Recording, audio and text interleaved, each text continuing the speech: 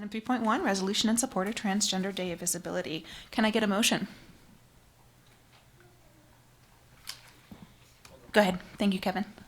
I move that the board approve the resolution in support of Transgender Day of Visibility, March 31st, 2025. Can I get a second? Thank you, Connor. All right, and I believe we have a special guest today. Yes, good evening, everybody. Joining us this evening to speak to Transgender Day of Visibility is Delia Mahaney, our Diversity, Equity, and Inclusion Coordinator. Delia, welcome. Hi.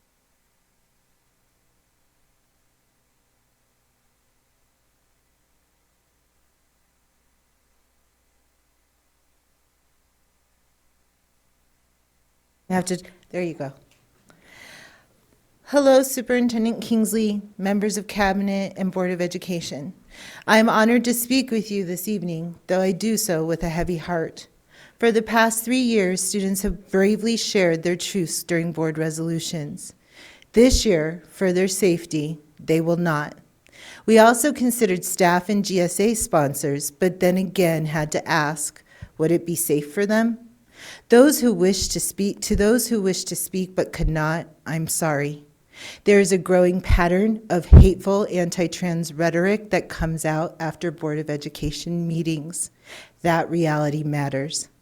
This year's Transgender Day of Visibility reminds us that trans and gender diverse people will always exist, that allies must continue to show up.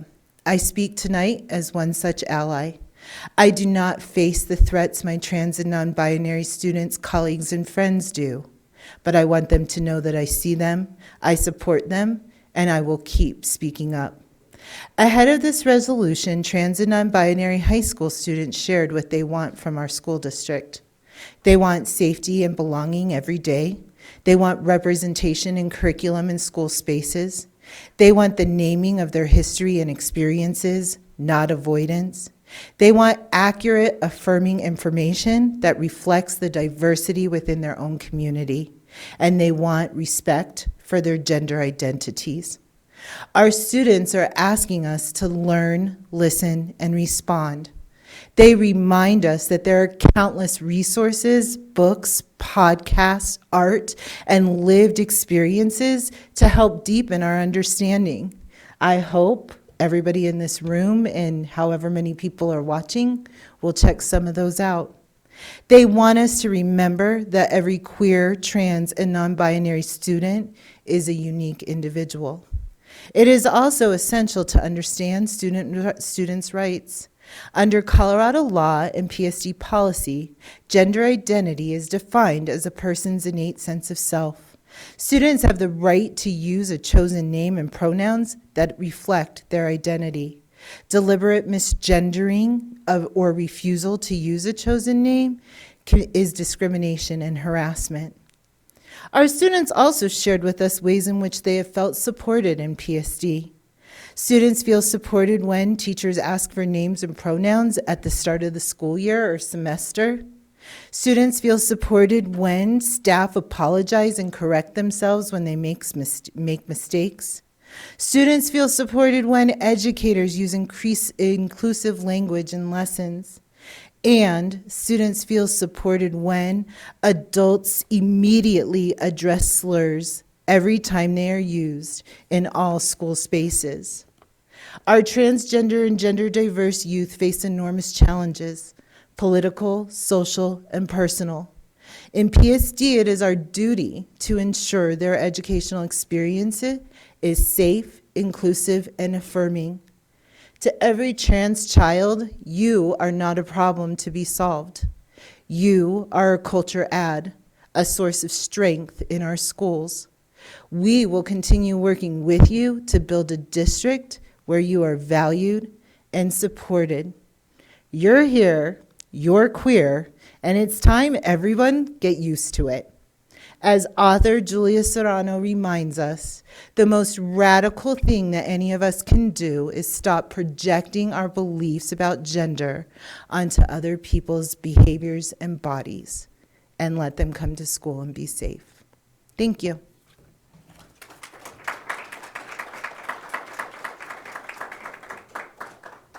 Thank you so much for that. Does anybody have any statements they would like to make or discussion? Go ahead, Kevin.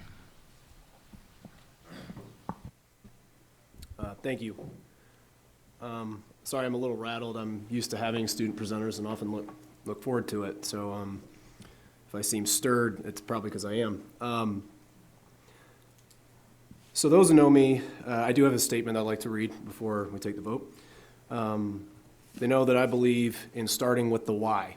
When I'm making an argument, when I'm trying to convince people of anything, in my personal and professional experience, the why is usually inexorably linked to numbers. And so I will start with some numbers at the suggestion of a colleague and an ally that I spoke with today. In 2024, the American Journal of Public Health published results of a 10-year study of mental health issues affecting the transgender community. The study was called Temporal Trends in Mental Health in the United States by Gender Identity, 2014 to 2021. According to the study, in 2014, 11.4% of cisgendered adults reported frequent mental distress, compared with 18.9% of transgender adults. By 2021, 14.6% of cisgender adults and 32.9% of transgender adults reported frequent mental distress. Its conclusions from the study are that policies are needed, and I quote, to address the worsening mental health of transgender and gender nonconforming people in the United States, end quote.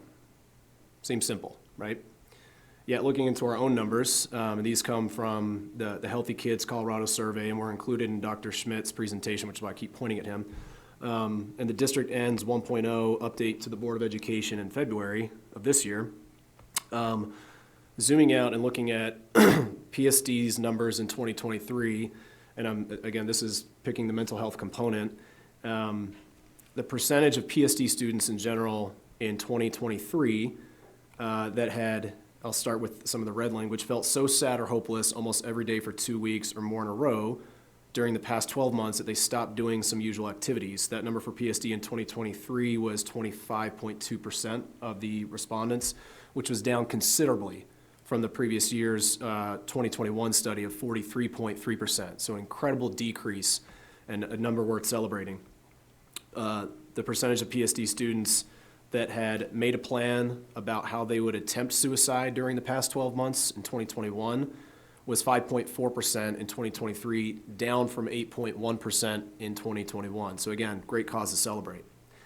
The percentage of PSD students that believe in 2023 they have an adult to go for help with a serious problem is an incredible 79.6% of our PSD students.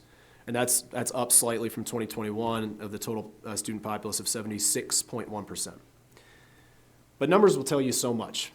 And if you zoom in, which is what I'd like to do now, the same cannot be said for our subset of students that identify as gender queer, non-binary, and gay and lesbian here at PSD.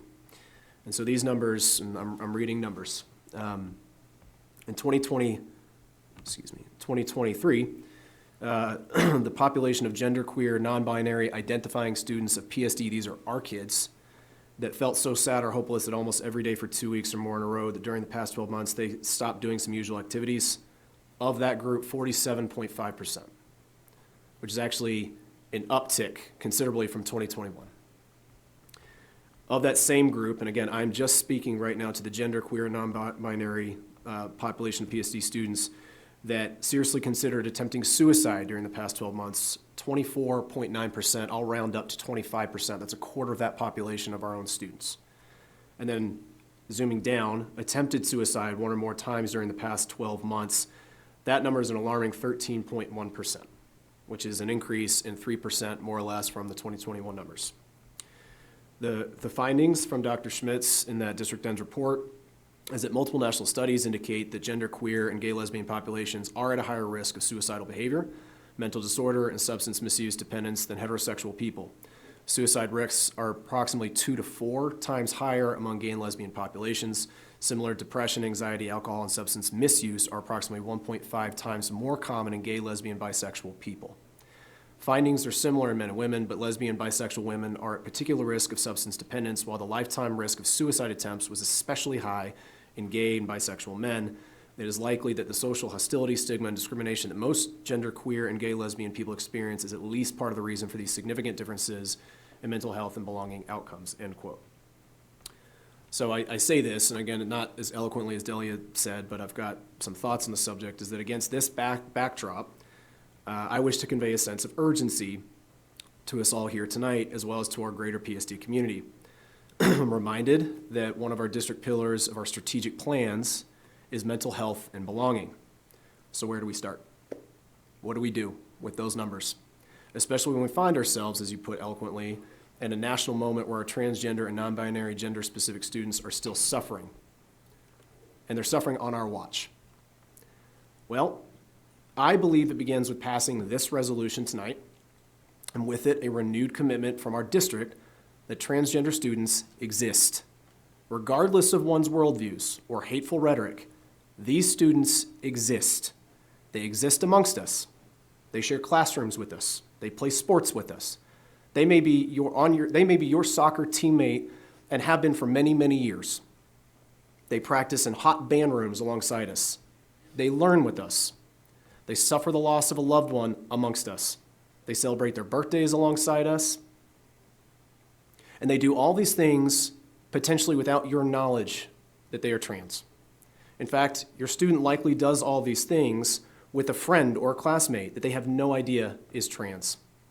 Imagine the weight of that student's reality to navigate all those daily activities and feeling like they have to hide who they are from everyone around them, and hoping, praying each night that they won't be found out or suffer the consequences of an unforgiving, unaccepting population that awaits them every single day after day, hour after hour, and worrying about where they will relieve themselves or where they can change clothes so they will not be found out. And they will continue to exist with or without your recognition of this basic fact, because they exist regardless of whether you choose to believe that about them. And so unfortunately, because our students are not here tonight, I'm going to say to those that are in this room, and hopefully a louder student population, that I am here to say in a very clear voice that I see you, and I accept you for exactly who you are, all of you, not just the part that society is making you feel ashamed of. And I'm here to say that I know you exist, and I hope I can be a small part of the forces of good in your life to say this from this table, that you matter to me, and you matter to this district and our community. And whenever you feel like battle lines are being drawn and you feel you are being encircled by those around you who do not understand, those that do not care, those who would choose to taunt and attack you for something that you cannot change, know that I will be standing beside you, and I have your back. And with this resolution we pass tonight, please know that I'm immensely proud to be part of a school district that also says so in the clearest way possible. We see you, and we also have your backs. And if you want to have our students' backs, there is a fundraiser for Trans Visibility Day on Sunday, March 30th from 3 to 6 at the Movement Apothecary and Splash NoCo. And that address is 2721 South College Avenue, Unit 3 and 4, Fort Collins. I'm told there will be local talent, raffles, community art, silent auction, dancing, resources, and educational materials. And the fundraiser directly supports local LGBTQI+ nonprofits and organizations. Thank you. Thank you very much, Kevin. Anyone else? I'd just like to follow up, if I may. Thank you, Kevin, for what you have said. I know that's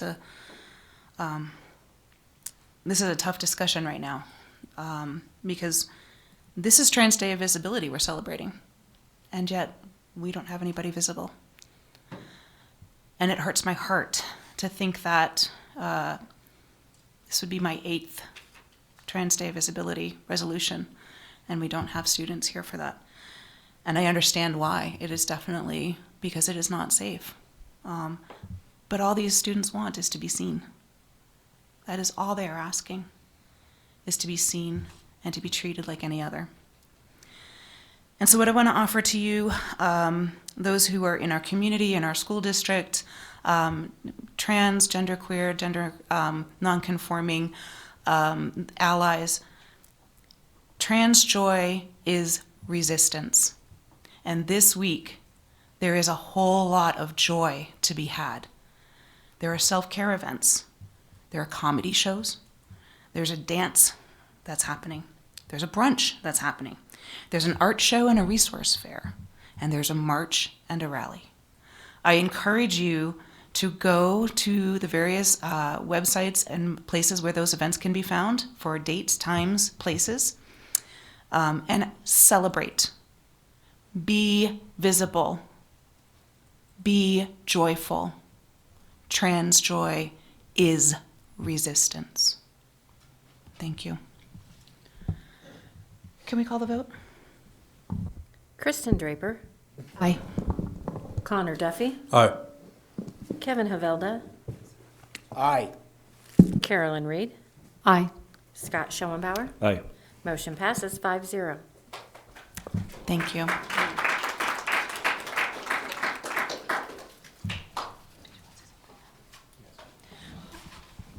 Go ahead, Superintendent Kingsley, you wanted to say something, and I'm sorry I was short. No, it's okay. The words that you, Kevin, and Delia shared were very eloquent and much needed at this time. I just want to reiterate that the mission of this district is to educate every child every day. I've been in the business of public education for 28 years, and I don't know how we, in our good conscience, can live up to that very important mission without ensuring that we see every child that we teach for who they are and exactly as how they show up. And that starts by affirming their existence, teaching them with all of our hearts, and centering our relationships on joy. So I'm really grateful for that, and I'm very proud to work and live in a community that advocates, values, and supports human rights. And so I just want to thank everybody for this important moment. Thank you very much.